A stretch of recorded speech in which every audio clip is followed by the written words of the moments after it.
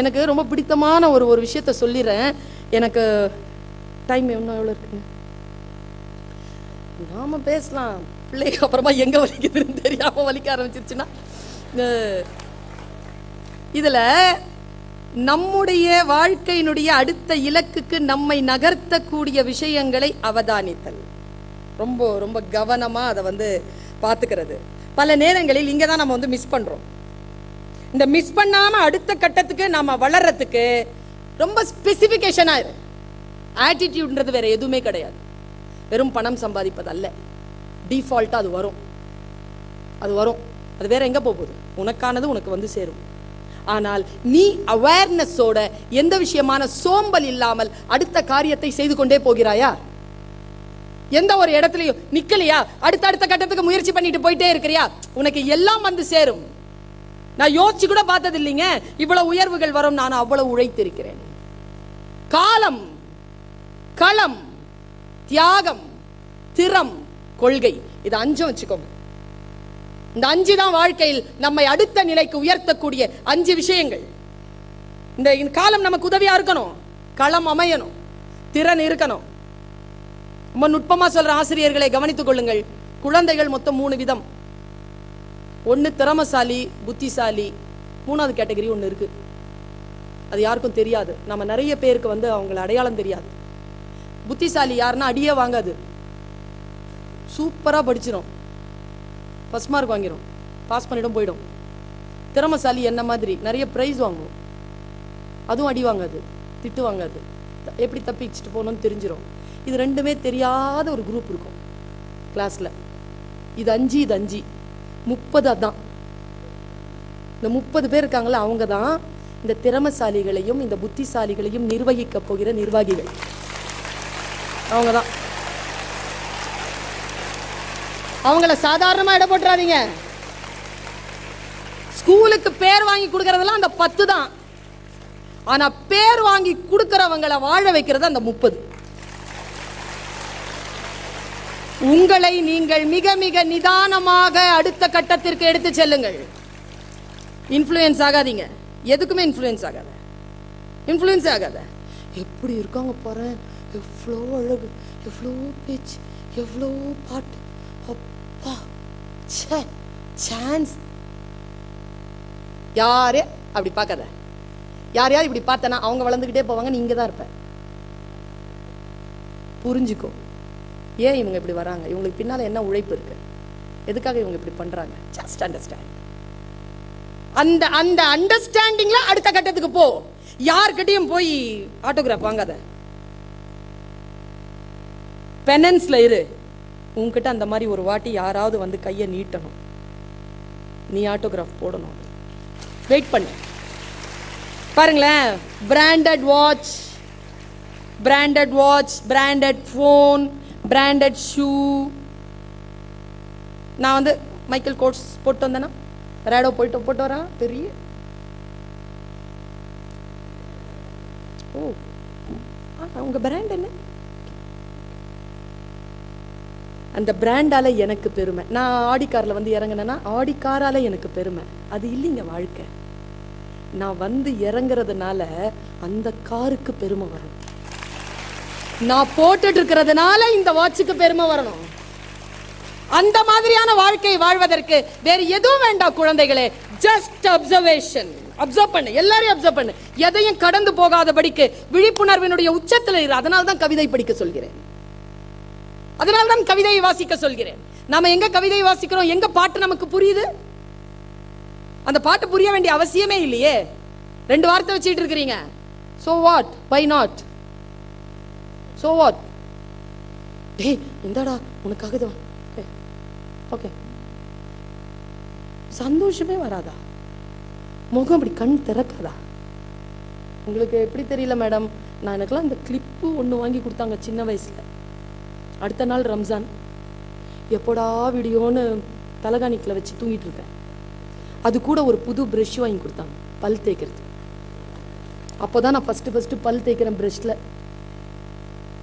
இப்படி வச்சு தூங்குறேங்க. எப்படா வீடியோ, நாமளும் ப்ரஷ் பண்ண போறோம் காலையில். தெரியாதுங்க எனக்கு நைட்டு கூட ப்ரஷ் பண்ணலாங்க. என்ன இன்னசென்ட் அது. அதிலிருந்து இங்க வந்திருக்கிற நான் வேற ஒன்றும் காரணம் இல்லை. அப்சர்வேஷன், ஜஸ்ட் வாட்ச், எல்லாத்தையும் பாரு. Be proactive, don't be reactive. Karthi இங்க வாய அப்படின்னு போனா ரியாக்டிவ், என்ன அப்படின்னு கேட்டனா ப்ரோஆக்டிவ். அவ்வளவுதான். B proactive, don't be reactive. இன்னைக்கு படம் போலாமா அப்படின்னா ரியாக்டிவ். என்ன படம்? காசு இருக்கா? அப்பாட்ட சொல்லிட்டு வரணும், நாளைக்கு போலாம். ப்ரோஆக்டிவ். B proactive. ப்ரோஆக்டிவா இருந்து பாரு. புக்கு உன்கிட்ட பேசுதா, நீ அதுகிட்ட பேசு. உங்ககிட்ட பேசும், புக்கு பேசும், கண்டிப்பா பேசும். நீ எல்லாம் படிச்சிட போறாத அப்படின்னு பேசும். எல்லாம் படிக்க முடியாது, மூடு, டப்புன்னு மூடிடும்.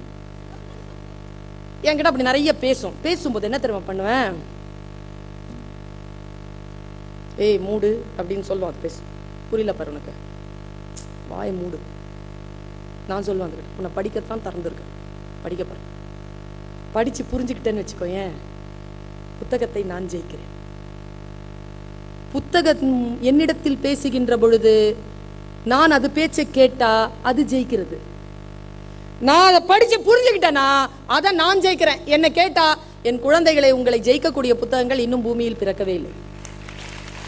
நீங்கள் ஜெயிக்கக்கூடிய புத்தகங்கள் தான் எல்லாம். Just to understand. எல்லாரையும் புரிந்து கொள், எல்லாரையும் புரிந்து கொள். புரிந்து கொள்ளக்கூடிய விஷயம் வந்தா நீ அழகி என்று சொல்லிவிட்டேன். எது சொன்னாலும் உனக்கு புரிய வேண்டும், அவ்வளவுதான் பேஸ். அப்புறமா இன்னும் ஒரு மனசுல வருது, நான் இதை சொல்லி இருக்கிறேன், குழந்தைகளுக்கு தான் சொல்றேன், உங்களுக்கு இது புதுசு என்பதனால் உங்களுக்கு நான் சொல்றேன். எனக்கு எது படிச்சாலும் புரியுங்க, தமிழ்ல எது படிச்சாலும் புரியும். காம்ப்ளிகேஷனா எது இருந்தாலும் புரிஞ்சுக்குவேன். ஆனா ஒரு 5-6 வருஷம் இருக்கும், நான் ஒரு விஷயத்தை படிக்கிறேன், என்னால புரிஞ்சுக்க முடியல. 3 நாள் ஆச்சு புரிஞ்சுக்கிறது. நான் இது அப்ளிகேஷனா சொல்றேன், உன்னால புரிஞ்சுக்க முடியுதா பாரு. இவங்களுக்கு இப்ப நான் என்னுடைய பேச்சை நீ கரெக்டா உள்வாங்கிட்டேன்னு வச்சுக்கோங்க, டீச்சர்ஸ்க்கும் நிர்வாகத்திற்கும் வேலை குறையும், வேலை குறையும். ஏன்னா நீ நினைக்கிறதுக்கு முன்னாலேயே அவங்க என்ன நினைக்கிறாங்களோ அது நீ செலுத்திட்டு அதுக்கு மேல கேட்ப. What next? பூதம் மாதிரி, இந்த அலாவுதீன் கையில இருக்கிற பூதம் மாதிரி அப்படி கேட்கணுங்க பிள்ளைங்க. ஜெயத்ரதன் கேட்கிறான் துரியோதனனிடத்தில், என்னை விட அர்ஜுனன் எவ்வாறு பெரியவனா ஆனான் உனக்கு? நீ என் பக்கத்துல நின்று போராடினாலும் நீ அர்ஜுனன் பக்கத்தில் தான் இருக்கிறாய் என்று தெரியும். துரோணாச்சாரியார் குரு சொன்னார், நீயும் நல்லவன் தான், அவனும் நல்லவன் தான், ஆனால் அவன் சிறந்தவன் உன்னை விட. எப்படி? நான் எது கத்து கொடுத்தாலும் நீ அப்படியே ஸ்ரத்தையோடு அதை ஏற்றுக்கொண்டு போதும் என்று போய்விடுவாய். ஆனால் அவன் அதை கற்றுக்கொண்டு அடுத்தது என்ன என்று கேட்பான். அதனால் உன்னை விட அவன் சிறந்தவன் என்று துரோணர் சொல்கிறார். சிறந்த மாணவன் என்பது ஆசிரியர்களை வேலை வாங்கணுங்க, வேலை வாங்கணும், நிம்மதியா விடக்கூடாது. அடுத்தது என்ன, அடுத்தது என்ன, அடுத்தது என்ன, அவங்க நம்மள வேகமா நடத்திட்டு புரிஞ்சுதா, அண்டர்ஸ்டாண்ட் மேம், புரியல, புரியல, உனக்கு எப்போதான் புரியும் மேம், சொல்லிக் கொடு. இப்ப இதை நான் சொல்றேன். இப்ப பாரு, நான் ஒரு வாசகத்தை சொல்றேன். வாழ்க்கை முழுவதும் முட்டாளாக இருப்பதை விட ஒரு முறை முட்டாள் என்று பெயர் வாங்குவது புத்திசாலித்தனம். புரிஞ்சிருச்சா?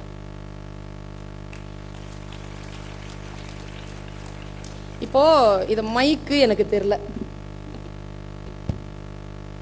நான் நேரா மோகன்தாஸ் சார் கிட்ட வந்தேன். சார் நான் பேசும்போது கருப்பா ஏதோ வைக்கிறாங்க சார். அப்படிலாம் வைக்க மாட்டாங்க மேடம். இல்லை சார் வைக்கிறாங்க சார், அது கொண்டெல்லாம் மாட்டுறாங்க சார். அப்போதான் சார் அது கேட்குது. மைக்கையா சொல்றீங்க? தெரில சார், எனக்கு அது என்னன்னு சொல்லி கொடுங்க சார். உங்களுக்கு மைக்னா என்னன்னு தெரியாது மேடம்? தெரியாது. உடனே ஸ்ரீ சாய்லமுக்கு ஃபோன் பண்ணி, என்னையா ஸ்பீக்கரை கூப்பிட்டு வந்திருக்கேன், மைக்னா என்னன்னு தெரில அந்த அம்மாவுக்கு, உலகமெல்லாம் போகுது, என்ன மேடம் இப்போ எனக்கு சொல்லித்தாங்க சார் அது என்ன.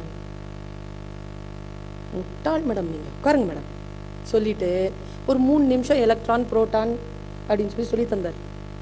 கற்றுக்கிட்டு வந்துட்டேன். இப்போ பார், மைக் என்றால் என்ன என்று தெரிந்து கொள்ளாமல் வாழ்க்கை முழுவதும் முட்டாளாக இருப்பதை விட ஒரு முறை முட்டாள் என்று பெயர் வாங்கி கொண்டு மைக் என்றால் என்ன என்று தெரிந்து கொள்வது புத்திசாலித்தனம். இவ்வளவுதான். உன் கிளாஸ்ல ஏதாவது சொல்றியா? Miss doubt. +1லயே தெரிஞ்சிருக்கணும். +2 வருது, இதோ 3 மாசம் தான் இருக்கு, இன்னும் தெரியலையா உனக்கு? முட்டாளே. பரவாயில்ல, சொல்லித்தான். அவ்வளவுதான். ஸ்டாஃப் ரூமுக்கு வா. வரேன், சொல்லித்தா. உன்னை பிராக்டிக்கல் எழுத விட மாட்டேன், என்ன கலாட்டா பண்றியா? சொல்லித்தா. உன்னை எக்ஸாமினேஷன் எழுத விடாத, இப்போ சொல்லித்தான். I want to know this, I want to learn. கல்வி, அறிவை பெற்றுக்கொள்வதற்கு எதையும் தடையாக கொள்ளாதீர்கள் குழந்தைகளை. யார் எது வந்தாலும் அப்புறம் படிச்சிட்டு இருக்கியா, மற்றதெல்லாம் நீ வா என் பக்கத்தில். நான் படிக்கும்போது நான் ஒரு இன்வெஸ்டிகேஷனுக்கு அப்புறமா நான் கொலைகேஸில் உள்ள போயிடுவேன். என் பக்கத்துலலாம் வந்தா நான் படிக்கும்போது பாஞ்சிருவேன். மேடையில் பேசும்போதெல்லாம் பக்கத்தில் வந்து பாரு, தண்ணிக்கு வைக்க வரவங்களே அங்கே போய் விழுந்துருவாங்க. என் வேலையை நான் செய்கின்ற பொழுது எதுவும் எனக்கு தடையாக இருக்கக்கூடாது. அந்த கான்சென்ட்ரேஷன், அந்த தவம், அந்த வேள்வி, அந்த யாகம் குழந்தைகளை அப்படி நீங்கள் எடுத்து பாருங்க. என்னங்க ஃபர்ஸ்ட் காலேஜ் ஸ்கூல்ல ஃபர்ஸ்ட் மார்க் எல்லாம் என்னங்க பெரிய. நான் இன்னொரு விஷயம் சொல்றேன், நிறைய மார்க் வாங்குற மாதிரிலாம் படிக்காத. ஐயோ வைத்தால அடிச்சுக்கிறாங்க. நிறைய மார்க் வாங்குறலாம் படிக்காத. நல்லா படி, நல்லா படி. உண்மையா சொல்றேன், நல்லா படி. நிறைய மார்க் வாங்குறதெல்லாம் அப்புறம் பார்த்துக்கலாம். நல்லா படி, எந்த சப்ஜெக்ட் இருந்தாலும் நல்லா படி. அதுல டவுட்டே இல்லாதபடி படி. கொஸ்டின்லாம் அப்புறம் பார்த்துக்கலாம். அந்த எக்ஸாமினேஷன் எங்க போகுது? என்ன கேட்டா எக்ஸாமினேஷன் அன்னைக்கு தான் நான் புது ட்ரெஸ்ல போவேன். எந்த என் பர்த்டேயோ என்னுடைய ரம்ஜானோ என்ன யாருன்னு இந்த உலகத்துக்கு சொல்ல போதா என்ன? என் எக்ஸாமினேஷன் ஹால் தான் நான் என்ன யாருன்னு சொல்ல போகுது. நான் எவ்வளவு பெரிய பேச்சாளராக இருக்கலாம் குழந்தைகளே, அது முக்கியம் இல்லை குழந்தைகளே, அது முக்கியம் இல்லை. பல்கலைக்கழகத்திற்கு கீழே இருக்கக்கூடிய ஒரு கல்லூரியில் நான் பேராசிரியராக இருக்கிறேன் என்பதுதான் என்னுடைய பெருமையை தவிர பேச்சாளராக இருப்பது என்பது என்னுடைய பேஷன். என் கல்வியால் நான் பெற்றுக்கொண்ட அந்த பதவி இருக்கு இல்லையா, அந்த ஆசிரியர் பணி இருக்கு இல்லையா, அது நீ உன்னுடைய இலக்கை நோக்கி அப்படி போ. 15 வயசுல இருந்து 25 வயசுக்குள்ள என்ன செய்வியோ வாழ்க்கை முழுக்க தான் செய்வ. இப்போ டிசைட் பண்ணு நீ என்னவாக போறன்னு. ரொம்ப மிக மிக கிளியரா, மிக ஆழமா ஸ்பெசிபிகேஷனோட இரு. அந்த ஸ்பெசிபிகேஷன் உனக்கு வந்துருச்சுன்னா உன்னை ஜெயிப்பதற்கு இந்த உலகத்தில் யாரும். You are unique. You know that you are unique. ஏன் தெரியுமா? இந்த உலகத்தில் இறைவன் குப்பைகளை எறிவதில்லை. குப்பைகளை இறைவனால் எரிய முடியாது. நீ இருக்கிறல்ல, உன்கிட்ட தான் நீ இருக்கிற. 1200 கோடியில உன்கிட்ட இந்த சுண்டு விரல் இருக்குல்ல, அது உன்கிட்ட மட்டும்தான் இருக்கு. இந்த உலகத்துல யாருக்கிட்டையும் இல்லை. உன்கிட்ட ஒரு பீயிங் இருக்குல்ல, அது உன்கிட்ட மட்டும்தான் இருக்கு. You are unique. Don't compare your self with anybody. It's a greatest insult என்று சொல்லுகிறான் Hitler. Don't compare your self with anybody. You are unique. நான் ஒரு பாட்டோட முடிச்சுக்கிறேன். கனவு, எல்லோருக்கும் கனவு இருக்க வேண்டும் குழந்தைகள். எனக்கும் ஒரு கனவு உண்டு. இந்த உலகத்தில் தமிழ் அப்படின்னா ஒரு மிக உயர்ந்த ஒரு இடம் இருந்ததுன்னா அந்த இடத்தை தொட்டுட்டு அப்புறமா தான் சாகும். அந்த இடத்தை தொடாம சாகக்கூடாது. கடவுள் நம்மை படைத்து இருப்பது அந்த எல்லையை தொடுவதற்கு தான். அந்த எல்லையை தொடுவதற்கான அந்த அப்சர்வேஷன், அந்த கவனம், அந்த விழிப்புணர்வு, அது கவிதை தரும், இலக்கியம் தரும், உன் பாடம் தரும், பேச்சுகள் தரும். கவனி கவனி கவனி. என்டர்டெயின்மெண்ட் கட் பண்ணு, டைம் பாஸ் கட் பண்ணு. உன்னுடைய வாழ்க்கை சூறையாடக்கூடிய, உன் நேரத்தை சூறையாடக்கூடிய விஷயங்களை கட் பண்ணிட்டு உன் நேரத்தை இன்வெஸ்ட் பண்றத, முதலீடு பண்ணுவதை பெருக்கு. Just invest your time. Don't waste your time. Don't waste your time. Just invest. எப்படி இன்வெஸ்ட் பண்றது? Observation and clarification. ஒரு கிளாசிஃபிகேஷன். எதுவா இருந்தாலும் ஒரு கிளாசிஃபிகேஷன் இருக்கட்டும், ஒரு கிளாரிட்டி இருக்கட்டும். உனக்கு என்ன வேணும் அப்படின்னு கேட்டா என்ன கேட்டீங்க? உனக்கு என்ன வேணும் சொல்ல தெரியுதா? யாருக்காவது சொல்ல தெரியுமா? உனக்கு என்ன வேணும்? உனக்கு என்னெல்லாம் வேணாம்? அதெல்லாம் பெரிய லிஸ்ட். என்ன வேணும்? என்ன வேணுங்கிறத இன்னைக்கு நைட்டு போய் தூங்குறதுக்குள்ள உன் டைரியில எழுதி வை. இதெல்லாம் எனக்கு வேணும். எதெல்லாம் உன்கிட்ட இருக்கு எழுதி வை. எதெல்லாம் வேணும் எழுதி வை. பாசிட்டிவா எழுதி வை. பாரதியினுடைய ஒரு பாட்டோட நான் ஆரம்பிச்சேன், பாரதியினுடைய ஒரு பாட்டோட முடிக்கிறேன். பாரதி கவிப்பேரரசு சொல்வார், வைரமுத்து சொல்வார், அது எப்படி எட்டயபுரத்தில் மட்டும் ஒருத்திக்கு நெருப்பை சுமந்த கருப்பை அப்படிங்கிற. அவன் நெருப்பு, அவன் நெருப்பு, அவன் உள்ள ஒரு நெருப்பை போட்டு விட்டுருக்கான், அது பத்தி எரியுது. அந்த எரியில இருக்கக்கூடிய வெளிச்சத்துல எல்லா அறியாமையும் கரையுது. அவன் சொல்றான், இறைவனிடத்தில் வேண்டுகின்ற பொழுது எப்படி நம்ம வேண்டணும் பாருங்க குழந்தைகளே. இறை வேட்கை என்பது நம்முடைய டிட்டர்மினேஷன். அதுல ஒரு கிளாரிபிகேஷன் இருக்கணும், நமக்கு ஒரு கிளாரிட்டி இருக்கணும். பல நேரங்களில் கிளாரிட்டியா இல்ல. எல்லாரும் நல்லா இருக்கணும். எல்லாரும்னா யார் யாரு?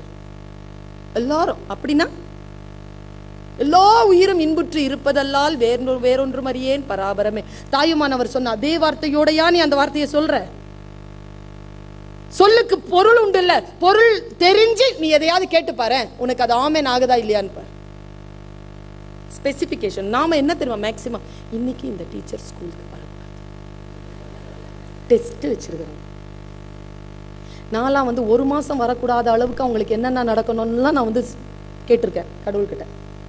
ஒரு மாசம் அவங்க ஸ்கூலுக்கு வரக்கூடாதுன்னா என்னென்ன நடக்கும் அவங்க வாழ்க்கையில, அதெல்லாம் சாமி கிட்ட கேட்டிருக்கேன் நான். அப்புறமா தான் அது பாவம்னு தெரிஞ்சுக்கிட்டேன். வழிபாடு வேறு, இறை வேட்கை வேறு. பாரதி இறை வேட்கை செய்கிறான், இறை வேட்கை செய்கிறான் பாரதி. பாரதிக்கு உங்களுக்கு எனக்கு இருக்கிற எல்லா பெரியவங்களுக்கு ஒரு 40 வயசு ஆனவங்களுக்கெல்லாம் இந்த கனவு இருக்கும், சொந்தமா ஒரு வீடு. இங்க எப்படின்னு தெரியல, சென்னையில எல்லாம் அடைச்சுதான் விக்கிறான். இது அடுத்தவன் சோறு, இது அடுத்தவன் சோறு, இது அடுத்தவன் கூரை, கூரை அடுத்தவன் தர, நம்ம தர அடுத்தவன் கூரை. பிளாட்டுன்னு பேர் இருக்கு. அது விற்கிறான் 3 கோடி 4 கோடி, காத்து அடைச்சி விற்கிறான் சுவர் எழுப்பி. பாரதிக்கு அதுல விருப்பம் இல்லை. அவன் நிலம் கேட்டான் பராசக்தி கிட்ட. ஒரு காட்சி, கேமரா ஆன் பண்ணு, கண்ணை மூடிட்டு முடிஞ்சாலும் கேள்வி என் பேச்ச, கேமரா ஆன் பண்ணு. பராசக்தி பராசக்தி வந்துட்டான். Yes, what do you want? Why you call me? Tell me first, I have work. Wait Parasakthi, wait. Okay, tell me, what do you want? Tell me first. காணி நிலம் வேண்டும் பராசக்தி. காணி நிலம் how many acres? 1.25 acre. Okay, sanction. Weight போவாது. வேற என்னடா வேணும்? எப்படி ஸ்பெசிபிகேஷன் பாரு, என்ன ஒரு கிளாரிட்டி பாரு. காணி நிலம் வேண்டும் பராசக்தி, காணி நிலம் வேண்டும்.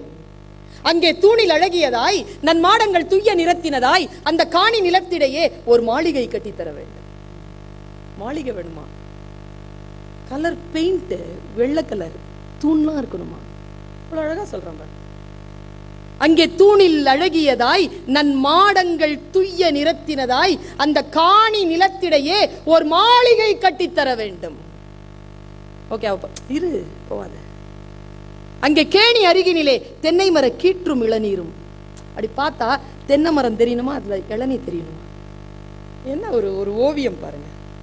இப்படி திரும்பி பார்த்தா ஒண்ணும் இல்லை.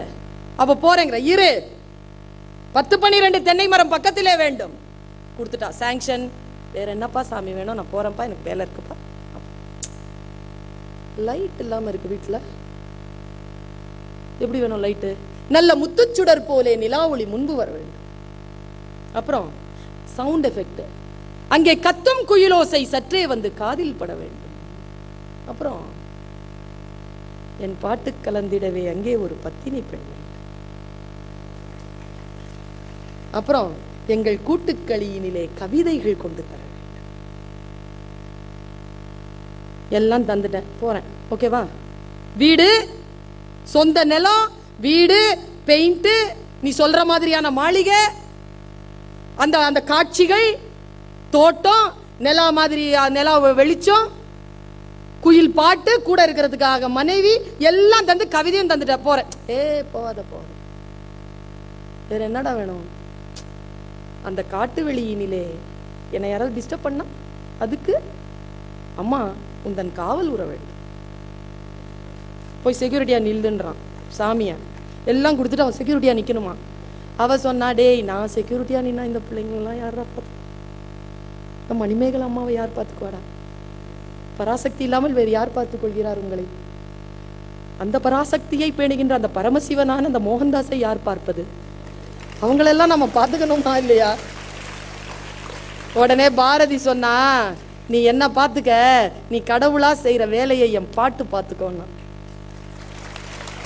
என் பாட்டு திறத்தாலே இவ்வையத்தை பாலித்திட வேண்டும் என்று பாடிய அந்த மகாகவியின் பெயரால் தொடங்கினேன், அந்த மகாகவியின் பெயரால் நிறைவு செய்கிறேன்.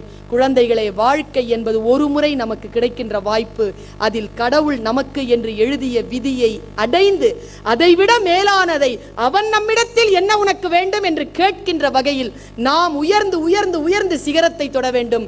சிகரம் தொடுவது என்பது யாரோ ஒருவர் தொட்ட சிகரத்தை தொடுவதல்ல, நம் உயரத்தின் எல்லையை தொடுவது. நீங்கள் உங்கள் உயரத்தின் எல்லையை தொட வேண்டும் என்கின்ற வேட்கையோடு